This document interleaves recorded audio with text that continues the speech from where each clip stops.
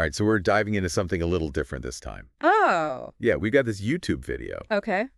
and it's from this guy, Krzysztof Jackowski. All right. He's, well, he claims to be clairvoyant, Interesting. and it's from Poland, uploaded just a few days ago, February 2nd, 2025. Very recent then. Yeah, and he's making all these predictions about, like, plane crashes and the global financial system, all kinds of stuff. So should we be worried? Well, I don't know about stocking up on canned goods just yet, but Right. it's definitely a unique perspective on things. For sure. And you never know, there might be a grain of truth in there somewhere. I mean, it's always worth exploring these things, right? Even if it's just to understand how people are thinking about the future. Exactly, and what I found really interesting is that he presents the whole world as this kind of game. A game. Yeah, like there are players and rules, and eventually there's an end game. That's a pretty intense way to look at things.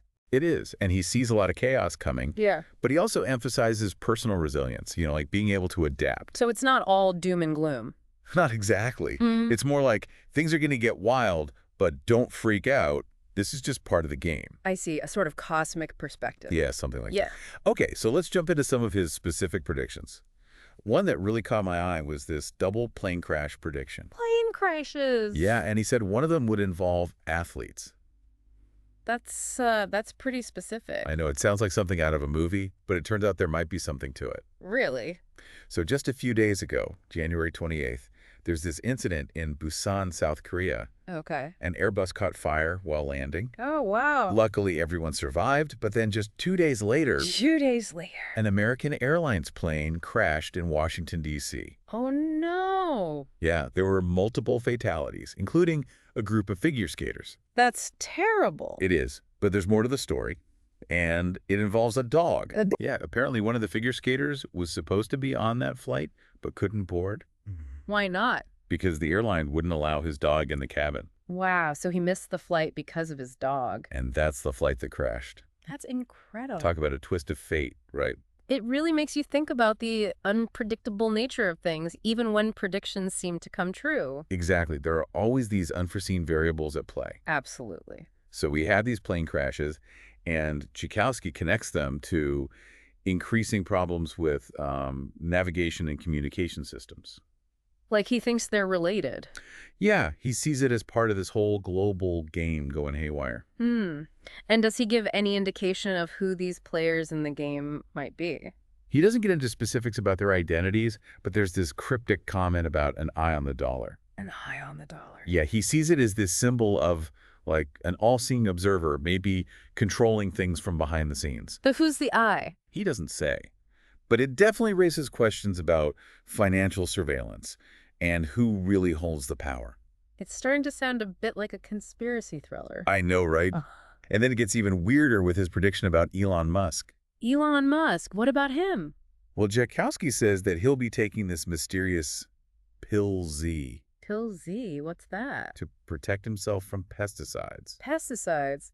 That's kind of vague, isn't it? Yeah, it's super ambiguous. Are they literal pesticides, or is it a metaphor for something else? Threats to his health, maybe? Or even societal pressures? It's hard to say for sure. It's interesting, though. It almost sounds like he's hinting at some kind of advanced technology that's only available to the super rich, like an immunity booster or something. An immunity booster for the elite. Yeah. Is that even plausible? Well, I mean, personalized medicine and biotechnology are advancing rapidly, but the idea of an exclusive immunity booster raises a lot of ethical questions. Definitely. Like, who gets access to that kind of technology? Exactly, and what does it mean for the rest of us? It's a pretty disturbing thought, actually. Yeah. And it seems to tie into his predictions about global unrest and things like that. In what way? Well, he sees Germany leaving the Schengen area and increased border control around the world. So, like, the world becoming more isolated. Exactly. More fearful, maybe. It's definitely a trend we've been seeing in recent years. And it kind of goes back to that world as a game metaphor, right? Yeah. If the game is becoming more volatile, maybe countries are starting to pull inward, focus on self-preservation. It's a possibility. And then there's his prediction about a rebellion against Trump in the U.S. A rebellion. Yeah, he even mentions potential military disobedience. That's a pretty serious claim, even for a clairvoyant. It is. So to figure out how likely that is, We'd have to look at the current political climate in the U.S. See if there are any real indicators of widespread discontent, especially within the military. Exactly. And to add to all of this, he predicts this new, unexplained illness. Another illness. Yeah, this one apparently causes paralysis and weakens the immune system. Wow, that sounds pretty scary. It does. So the question is, are there any real-world parallels to this prediction, or is it just pure speculation? Well, there's no current pandemic that fits that description, but I guess there's always the possibility of a new disease emerging or even long-term effects from previous ones that we're not aware of yet. I mean, look at what happened with COVID-19. Right. No one could have predicted that just a few years ago. Okay, so things are getting pretty intense. We've got potential plane crashes, global isolationism, political upheaval, and a mysterious illness. It's a lot to take in. It is. So is there any good news in this prediction video at all? Well, there is some. He does offer some advice on how to navigate this turbulent future. Okay, I'm all ears. But it has less to do with stockpiling supplies and more to do with a mindset shift. Mindset shift. Yeah, so are you ready for a dose of optimism? Hit me with it. Okay, well, that's what we'll be exploring in the next part of our deep dive. All right, I'm ready. Buckle up, everyone, because it sounds like we're about to get into some pretty thought-provoking territory. You got that right. All right, welcome back to our deep dive into Krzysztof Jackowski's predictions. Yeah, we left off with a world teetering on the edge of chaos. Plane crashes, political unrest, a new pandemic, the works. It's a lot. Yeah, but if you remember, Jackowski frames all of this as part of this world as a game metaphor. Right. The game. So let's unpack that idea a little bit more. What do you think he actually means by that? That's the part that really stuck with me. You know, if the world's a game, Yeah. then who are the players? Right. And what are we all playing for? It's a little unnerving, isn't it? Yeah, to think we might just be pawns in some grand scheme we don't even understand. Definitely thought-provoking, that's for sure. For sure. And he doesn't come right out and name these players. Right. But that eye on the dollar comment he makes, Oh, yeah. it definitely suggests there are some powerful forces at work here. All in the strings. Maybe influencing the game in ways we can't even see. It makes you think about all those conspiracy theories about secret societies and stuff controlling everything. Yeah. Do you think Jackowski's tapping into that kind of thinking? It's hard to say for sure, but his focus seems to be more on the systemic level, you know? Systemic. Like he talks about the end of the game Yeah. as this breaking point where all the existing rules and structures just collapse. So is he saying the whole global financial system could just crash? Well, he does predict a major crash for the US dollar. Oh, wow. But he also sees the British pound gaining strength, like being backed by gold. Really? Yeah, it's almost like he's envisioning a power shift, a rebalancing of the whole global economic order. And then on top of that, he predicts people's assets will be frozen. Right, particularly those with large savings. So if the game is ending, it sounds like there might not be any winners. Yeah, that's a pretty bleak thought, isn't it? It is. It really feeds into a lot of anxieties I think people have about economic instability. Understandably so. And the potential for governments to, exert more control. Yeah, whether or not it actually happens, I think it's definitely worth considering. Right. What would that level of disruption even mean for individuals? Okay, so we've got these powerful players. The game is on the verge of collapse, and potentially no one comes out on top.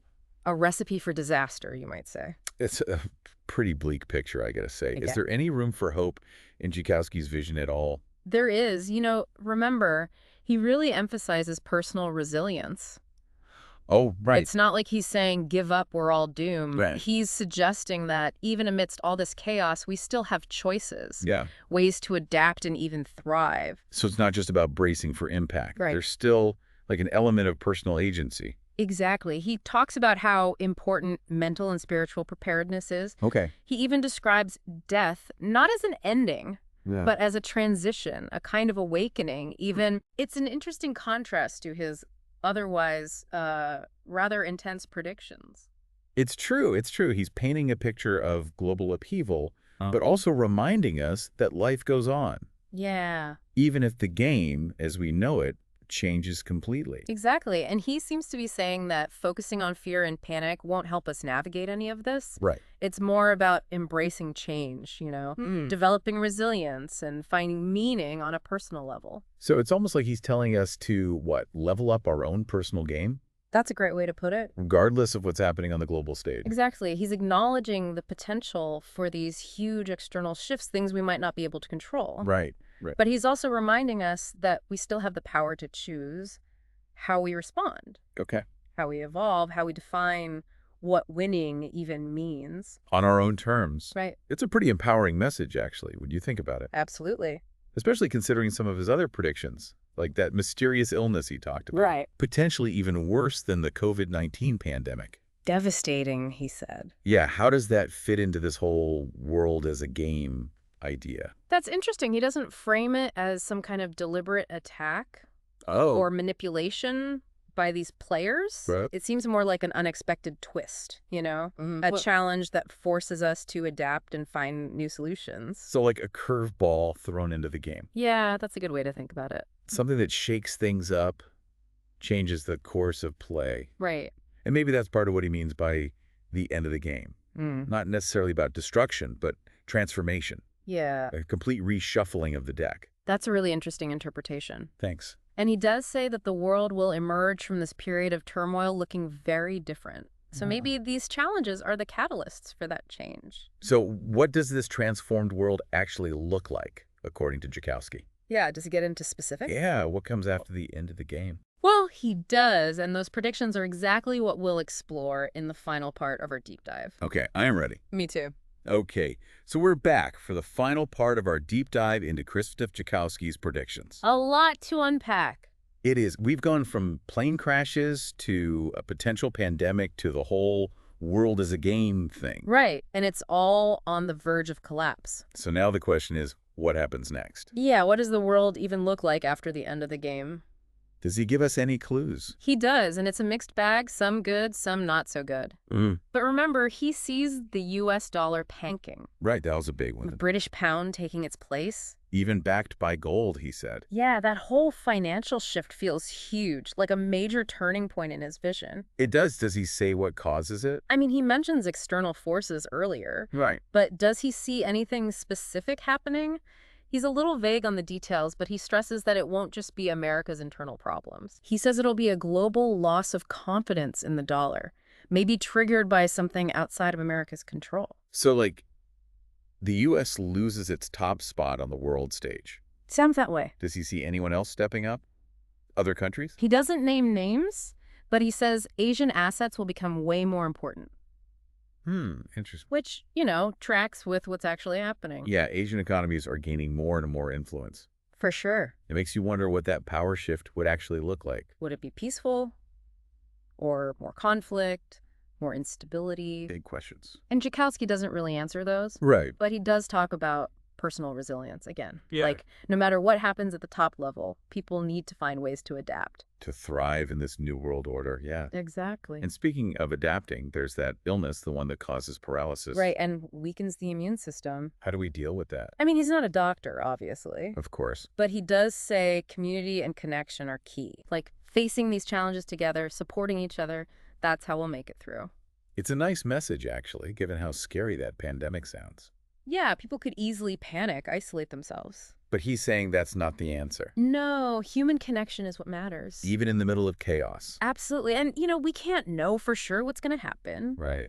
but it's worth thinking about how we can build those strong communities now. So we're prepared for whatever challenges come our way. Exactly. Okay, so big picture, we've got this potential financial meltdown, a possible pandemic, global power shifting. Quite a lot. But through it all, Jackowski keeps coming back to personal growth, resilience, Those are the keys, he seems to think. to navigate this crazy future, Right. He's not so much about predicting exact events, but about changing our mindset. embracing change, being adaptable, finding meaning, all that. However the world unfolds, that's what matters. It's a good point, you know. It's easy to get lost in all the doom and gloom. For sure. But in the end, it's our own strength and resilience that really matters. It determines how we experience whatever happens. Well said. Yeah. I think we've covered pretty much everything. It's been a fascinating deep dive. It really has. A little unnerving, I'll admit, For sure. but so interesting. So, final thoughts. What do you take away from all this? You know, whether you believe Jackowski or not, Right. he makes you think, doesn't he?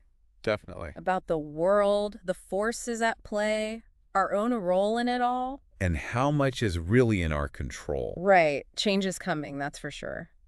and adapting to it as Def. individuals, as a society. That's key. It's how we'll get through whatever's next. It's a good reminder that even if the world is a game, We're not just sitting here watching it happen. we have choices to make, connections to With build, meaning and purpose to find. no matter how uncertain things get. Well said. Thanks for joining me on this one. It's been a pleasure, as always. Uncharted territory is always more fun with a friend. Couldn't agree more. And everyone listening, thanks for taking the plunge with us. Until next time. We'll see you on the next deep dive.